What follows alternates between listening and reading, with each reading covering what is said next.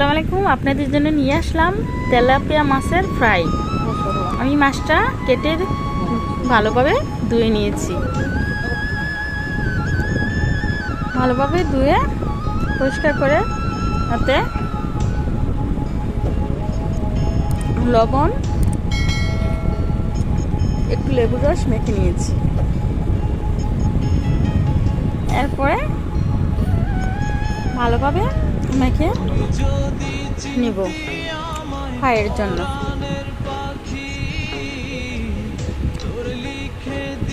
এখন আমি আদা বাটা, রসুন বাটা, কাঁচামরিচ বাটা ও সরিষা বাটা দিয়ে ভালোভাবে মেখে নিতেছি।